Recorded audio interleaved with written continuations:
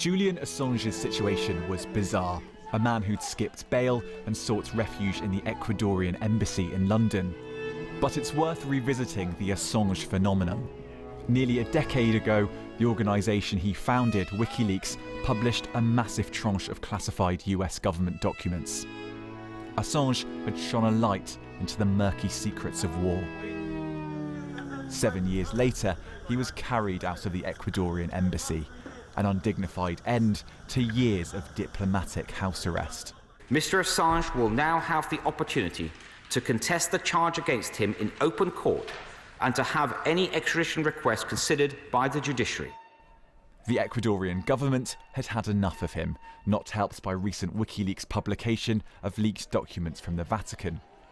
Mr. Assange will now fight extradition to the US. It's worth taking a moment to remember why. In 2010, after several high-profile leaks from the US military, WikiLeaks decided to publish a huge data release of classified information, given to the organisation by whistleblower Chelsea Manning.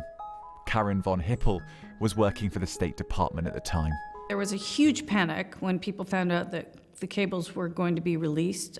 All these subcommittees were set up to read through and try to figure out, how to respond to it. Everyone was very nervous. They were nervous about sources and methods, about people potentially being hurt because they were talking to the US government.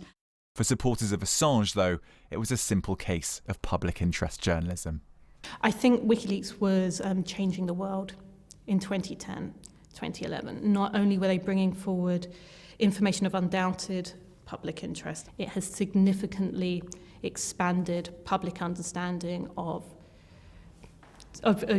diplomacy and the way the world works, but behind the scenes. For his loyal supporters, this was an act that would solicit revenge from the US. In 2012, the UK Supreme Court ruled that Mr. Assange should be extradited to Sweden to face questions over rape allegations he denies. Hanging over him was extradition to Sweden and potentially the US. The difficulty with Julian Assange's case is that there has always been a sense from the very beginning that the United States wanted him.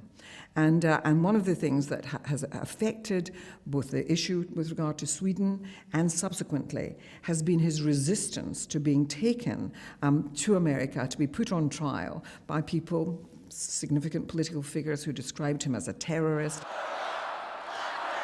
In 2016, Hillary Clinton's campaign was rocked by embarrassing leaks published by, yes, WikiLeaks. By this point, even some of Assange's supporters were worried that WikiLeaks was playing into the hands of Trump. The other flashpoint was 2016. As it happens, I think there's a pretty good case for publishing the documents WikiLeaks did during the US presidential election. Clearly in the public interest, lots of US media organizations, other media organizations were very happy to report on them.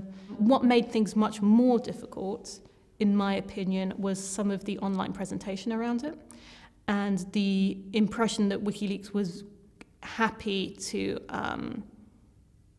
accept the praise and maybe promote elements in the American far right.